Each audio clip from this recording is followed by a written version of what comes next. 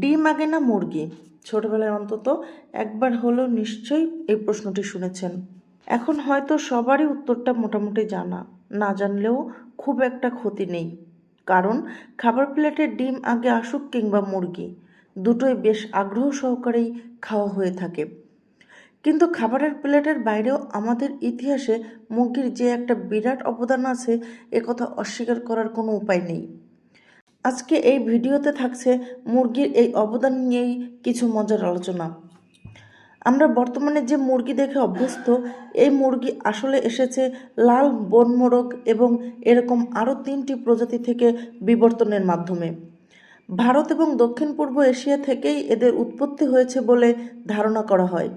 এ অঞ্চলে প্রচুর পরিমাণে বাঁশের বন ছিল।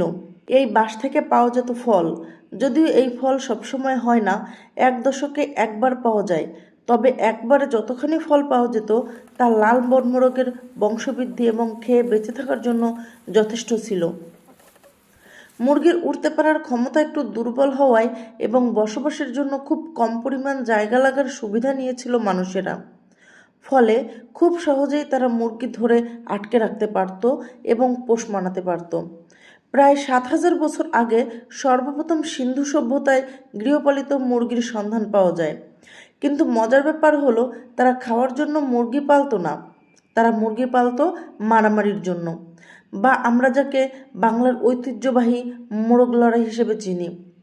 ধীরে ধীরে এই মুরগি নামক বিশেষ পাখিটি সিন্ধু থেকে চীন এবং মধ্যপ্রাচ্যের দিকে ছড়িয়ে পড়ে। সর্বত্র মুরগির চাহিদা বাড়তে থাকে, কেননা মুরগির সবচেয়ে ইউনিক ব্যাপারটা হলো সে প্রতিদিন ডিম দেয়। আবার এখানে একটা ঝামেলাও ছিল। মুরগি সাধারণত 6-7টা ডিম দেওয়ার পর ডিম দেওয়া থামিয়ে 21 দিনের জন্য ডিমের তা দিতে বসে যেত। এই সমস্যা সমাধানের প্রথম উপায় বের করে মিশরীয়রা।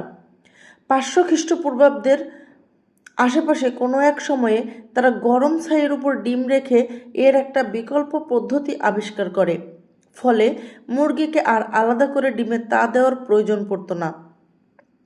মুরগি প্রতিদিনই ডিম দিতে শুরু করে এবং ডিম অন্তর্ভুক্ত হয়ে যায় মানুষের দৈনন্দিন খাদ্যাভ্যাসে। একই সময়ে ফিনিশিয়ান ব্যবসায়ীরা সর্বপ্রথম ইউরোপের সাথে মুরগির পরিচয় ঘটায়।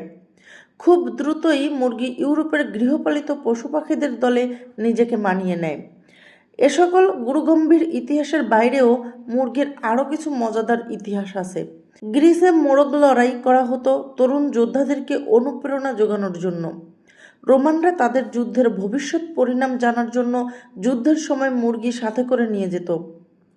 আফিম যুদ্ধের পরে চীন থেকে ইংল্যান্ডে মুরগি নিয়ে যাওয়া হয় এবং ক্রস ব্রিডের মাধ্যমে নতুন প্রজাতির প্রচুর মুরগি তৈরি করা হয়।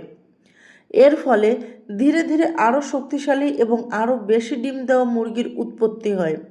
এবং সবচেয়ে মজার ব্যাপার হলো, এই পদ্ধতিকে বিশেষভাবে পরীক্ষা নিরীক্ষা করেই চার্লস ডারউইন তার বিখ্যাত থিওরি অব ইভলিউশন এর কাজ শেষ করেন। মোরগ লড়াই থেকে শুরু করে ডিম দেওয়া, ভবিষ্যৎবাণী করা থেকে শুরু করে রিসার্চ সাবজেক্ট, সব কিছুতেই মুরগির আবির্ভাব ঘটেছে নানান ভূমিকায়। সুতরাং আগে আসার ক্ষেত্রে ডিম মুরগির বিবাদকে পাশে সরিয়ে রাখলেও ইতিহাসে মুরগির অবদান কিন্তু একেবারেই উপেক্ষা করার মতো নয়। ভিডিওটি ভালো লাগলে সাবস্ক্রাইব করে বেল আইকনটি বাজিয়ে দিন।